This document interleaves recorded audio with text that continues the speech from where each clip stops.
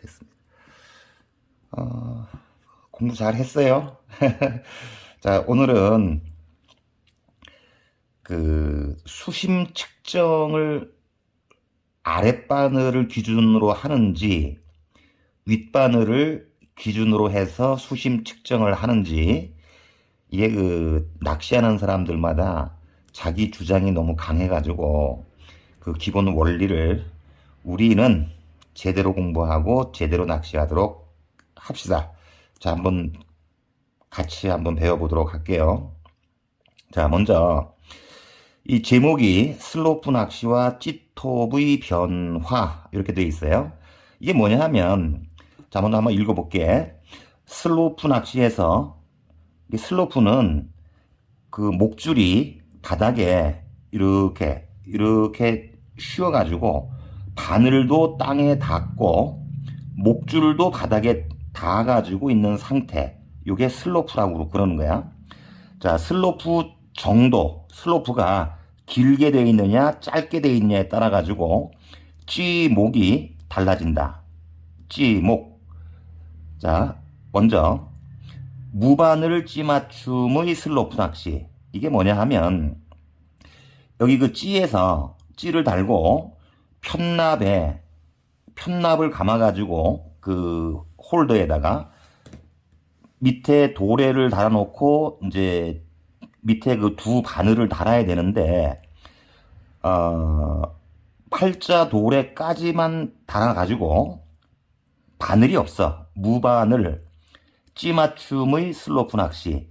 자, 이거는 일단 접어두고, 자, 두 바늘의 떡밥이 풀려도 찌톱의 변화는 없다. 이게 이제 무슨 얘기냐 하면, 자, 여기 잘 봐. 이 바늘이 없는 거야. 이 바늘 없이 요 1, 2, 3목에 찌맞춤을 했어.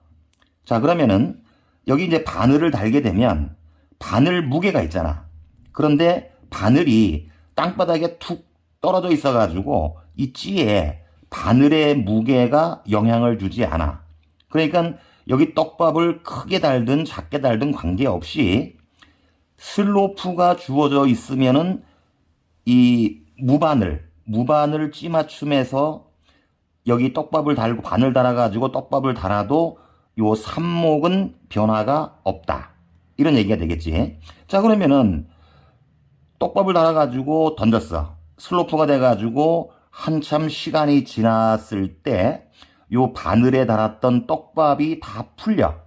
그래도 없잖아, 그지? 그래도 삽목은 변화가 없다. 이런 얘기가 되는 거야. 자, 요거 됐나? 자, 그러면은 이 슬로프 낚시를 이렇게 했을 때 여기 슬로프를 얼마를 줄까?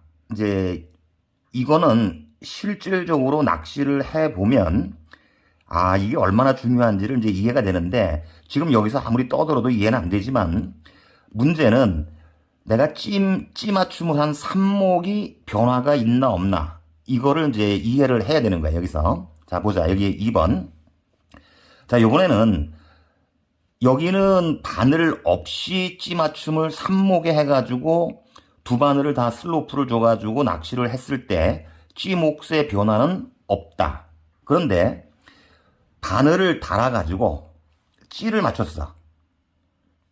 자, 두 개의 바늘이 바닥에 닿지 않고 바늘 무게가 고스란히 찌에 부력에 영향을 줘가지고 요거를 삽목에다가 이제 찌를 맞췄단 말이지, 여기서. 그래가지고 두 바늘의 목줄이 바닥에 슬로프가 되면, 자, 여기는 이 찌의 부력에 바늘 두 개의 무게가 영향을 끼쳤다?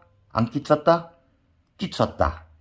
자, 그러면 끼쳤는데 두 바늘의 목줄이 바닥에 슬로프가 됐다. 그럼 바늘의 무게는 이 찌의 부력에 영향을 준다, 안 준다? 안 주지. 그렇지? 안 주지. 그래서 바늘의 무게가 사라지면서 수면 위의 찌톱은 두 바늘 무게만큼 위로 솟아오른다. 맞지? 이게 기본 원리인 거야, 이거. 자, 즉 두 바늘 무게만큼 편납을 제거한 것과 같은 결과가 나온다. 자, 그래서 여기서 편납 홀더에 감아가지고, 이게 바닥이야.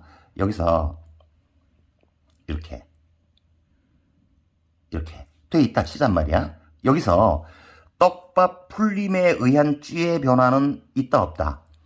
자, 여기 삽목 찌 맞춤을 이렇게 해가지고 여기서 이렇게 그렇지. 이게 바닥인데 떠 있잖아. 그럼 여기 바늘이 있고 바늘이 있는데 바늘 무게에 의해 가지고 찌가 삽목으로 이렇게 내려와 있는데 요 바늘이 땅바닥에 닿아가지고 목줄이 이렇게 땅바닥에 닿아가지고 이렇게 올라가니까 이 바늘 무게가 없어져 버렸잖아. 그러니까 일반적으로 바늘 하나의 무게는 이제 바늘 크기에 따라 다르지만 대개 한 목씩 올라가. 한 목, 1목, 2목. 요 주황색의 찌를 맞춰 3목에 맞췄는데 1목, 2목이 위로 올라갔지. 그지? 바늘 무게가 없다는 얘기지. 그럼 여기서 이 떡밥이 다 풀렸다. 그럼 찌는 더 올라갈까? 아니야. 올라가지 않아. 올라가지 않는다. 알겠지?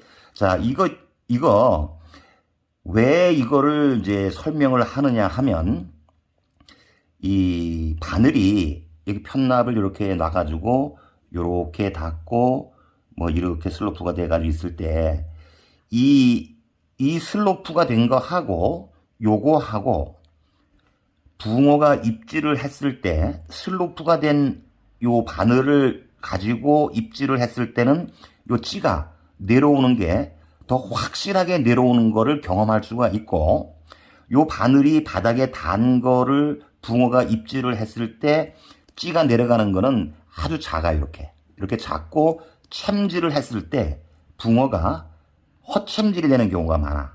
그래서 이렇게 바늘이 눕혀져 있고 목줄이 바닥에 닿아 있는 요 슬로프를 주는 낚시를 더 많이 하더라.